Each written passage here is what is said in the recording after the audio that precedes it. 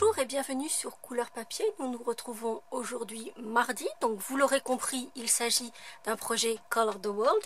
Et la palette de ce mois-ci, j'aime vraiment beaucoup, est composée de sorbet aux prunes, vert olive, artichaut chaud et sable du Sahara. Je trouve que ça donne une palette très douce qui peut faire aussi bien printemps que automne. C'est le cas de notre saison en ce moment. Et en l'occurrence, moi, ce que cela m'a inspiré, c'est un projet de Noël. C'est aussi surprenant que cela puisse paraître. Et avec un aspect très vintage que j'aime beaucoup. Et voici la carte que je vous propose avec cette palette de couleurs. En fait, je n'ai pas utilisé le vert olive, même si je trouve qu'il va très très bien dans cette palette, mais je trouvais que rajouter une couleur apportait peut-être quelque chose qui ne me convenait pas forcément. Donc j'ai utilisé ces trois couleurs, donc sorbet aux prunes, artichaut chaud et sable du Sahara.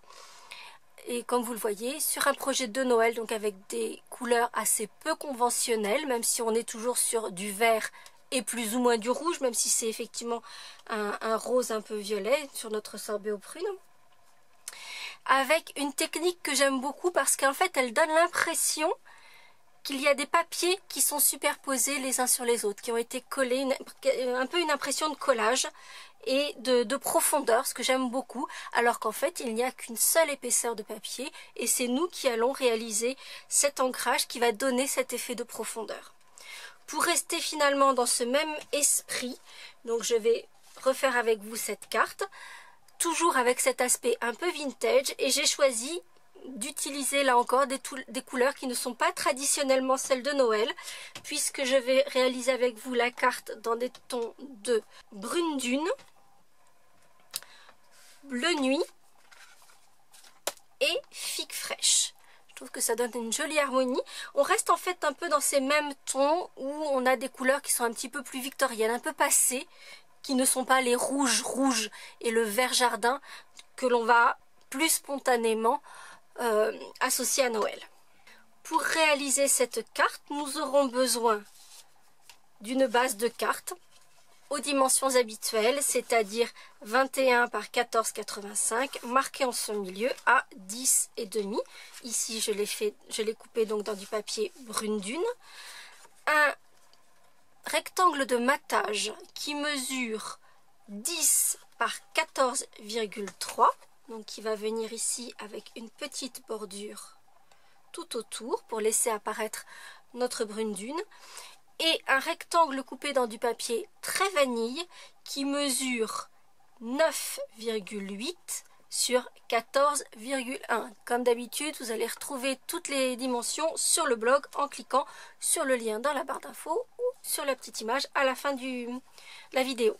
Et en fait, les découpes sont faites pour que, comme vous le voyez ici, le panneau de matage ressort juste un petit millimètre tout autour. Donc juste un petit filet qui va faire ressortir notre panneau décoratif. Nous aurons également besoin de deux petites chutes de papier. J'ai déjà fait les découpes pour gagner un petit peu plus de temps parce que ça n'a rien de sorcier. Donc dans du papier bleu nuit et du papier vanille, j'ai découpé à l'aide de ma pyramide d'ovales et de mes formes à coudre le deuxième ovale en partant du plus petit dans mon papier vanille et le troisième ovale festonné toujours en partant du plus petit dans mon papier bleu nuit. Les découpes sont faites pour aller ensemble et pour que l'ovale festonné ressorte juste en bordure de notre ovale avec son petit point de couture. Par ailleurs, nous aurons besoin de post-it. Préférez plutôt le grand format, ce sera plus pratique pour vous. Des post-it, tout ce qu'il y a de plus banal que vous allez retrouver dans le moindre supermarché, la moindre papeterie. Première étape, en fait, nous allons délimiter ces espaces. Donc sur notre panneau décoratif, je vais mettre un petit morceau de papier histoire de protéger mon espace de travail pour qu'il reste un peu propre jusqu'à la fin de cette vidéo. Et en fait, je vais prendre ma couleur brune dune.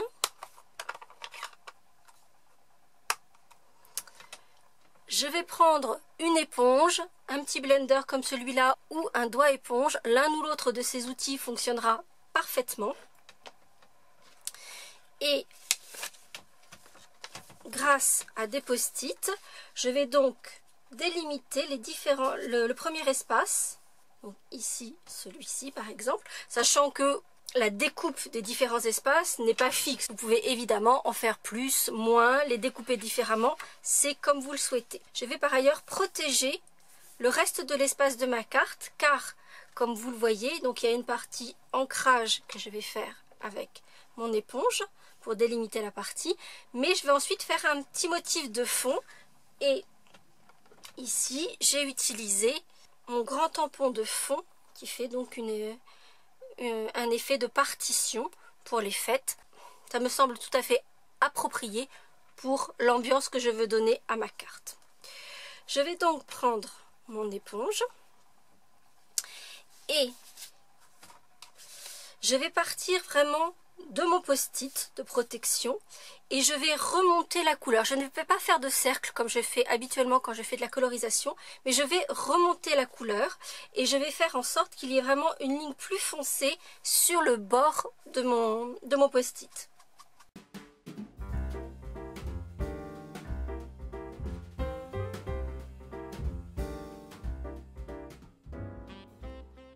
Une fois que j'ai bien obtenu, vous voyez la bordure plus foncée sur le long de mon post-it, je vais remonter la couleur pour donner vraiment cet aspect de fondu. Une fois ma délimitation marquée, je vais ensuite prendre mon grand tampon de fond avec mon motif de partition de musique.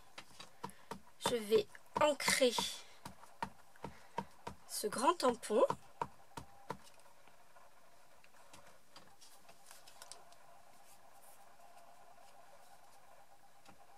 et je vais le tamponner uniquement donc sur cette partie de mon panneau décoratif. C'est donc la raison pour laquelle j'ai bien mis ce papier de protection, puisque vous voyez que mon post-it n'aurait pas été suffisant pour tout protéger. Une fois la première partie réalisée, je vais pouvoir masquer ce premier espace et délimiter le suivant.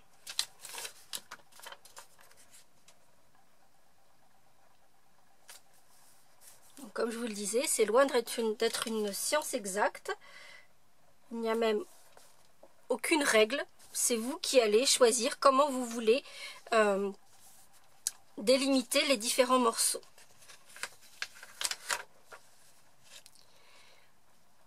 Et cette fois-ci, pour donner cet aspect de profondeur, de relief, on ne va ancrer, comme on l'a fait ici, uniquement sur le bord qui n'est pas ancré pour l'instant. C'est-à-dire qu'on ne va pas refaire la même chose au dos de cette marque-ci. Donc on va ne le faire que sur cette partie-là. Donc je vais ancrer, toujours en faisant le bord contre le post-it plus foncé pour avoir bien cet aspect de délimitation. Et ensuite tamponner mon aspect partition de musique. Et puis je vais faire mes parties une par une.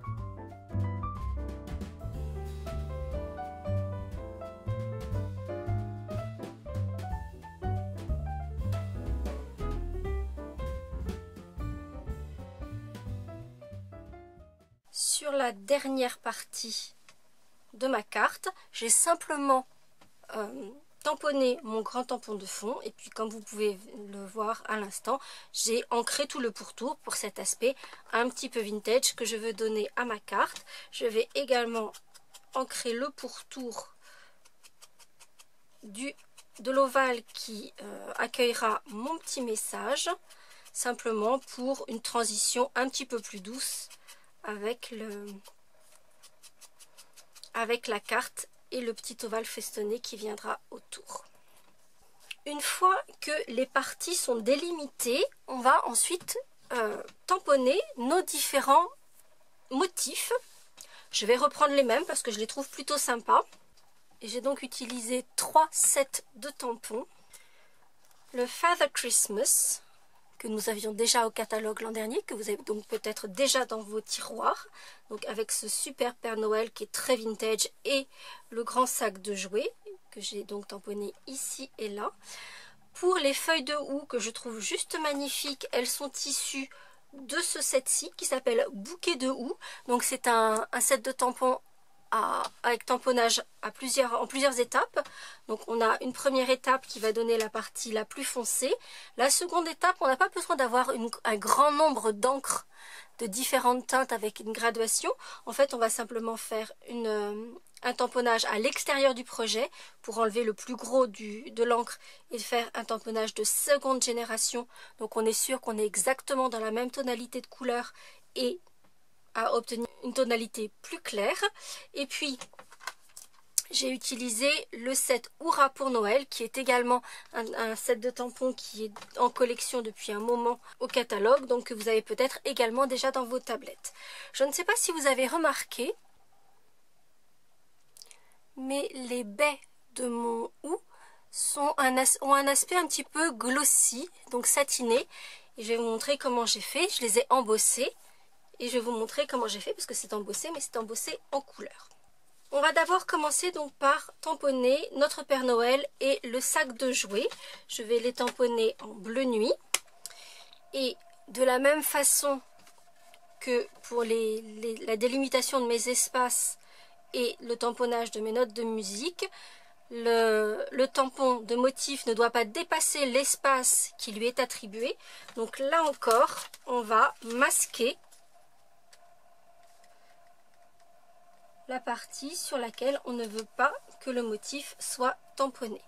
Donc ici,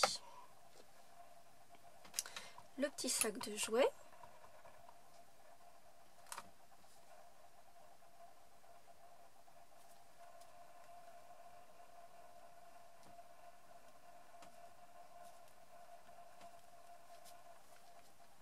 Comme ceci. Et donc vous voyez que quand je découvre mon post-it, mon sac de jouets n'est tamponné que dans l'espace que je lui ai attribué. Je vais faire la même chose pour le Père Noël.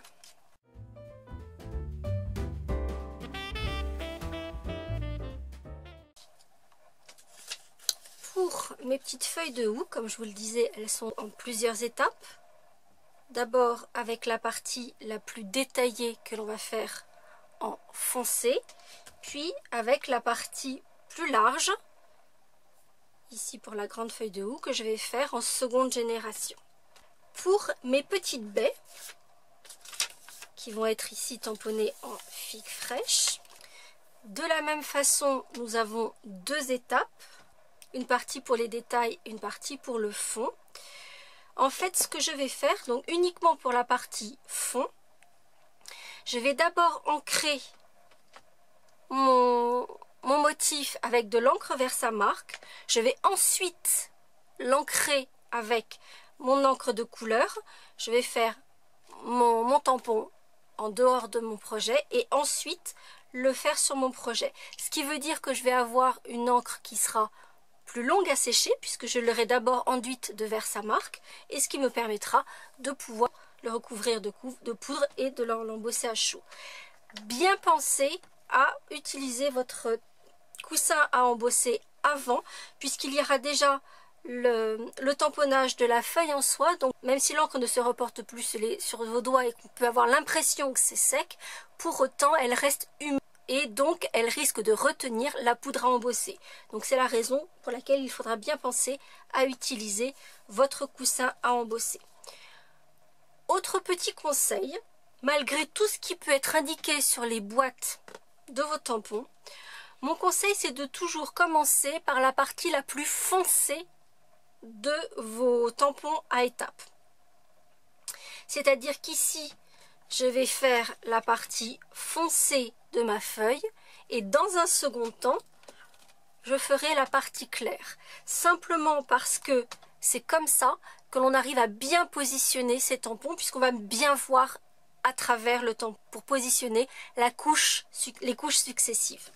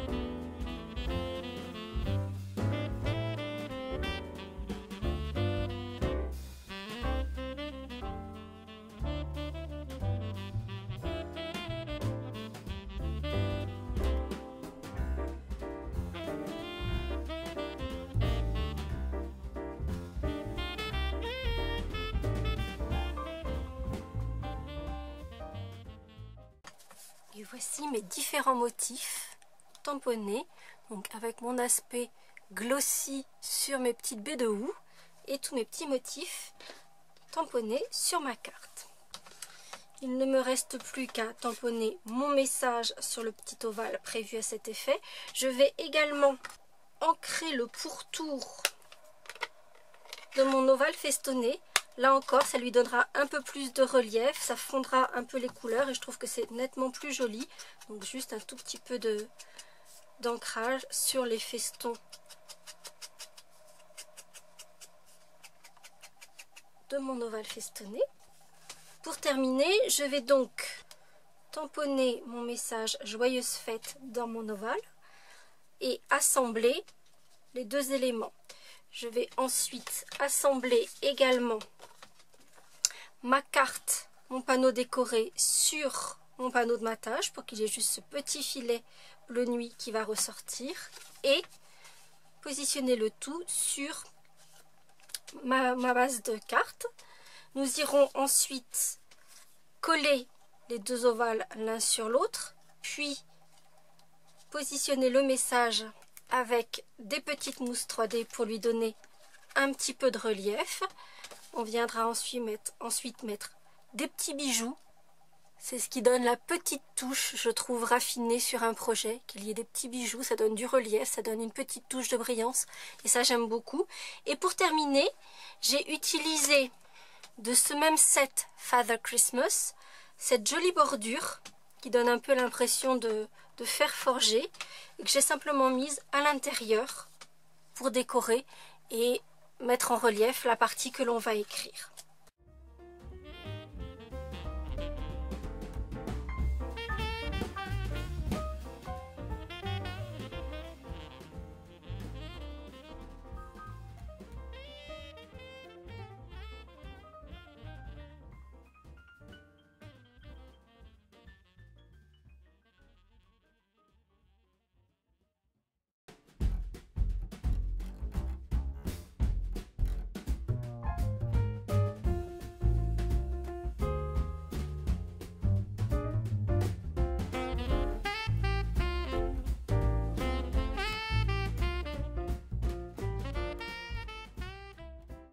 Et voici notre carte façon collage avec ces différents éléments, toujours avec cet aspect très vintage, un peu à l'ancienne, en version bleu nuit et figue fraîche ou en version artichaut chaud et sorbet aux prunes. Avez-vous une préférence pour l'une ou l'autre? J'avoue que, en ce qui me concerne, mon cœur balance et j'ai vraiment du mal à faire un choix.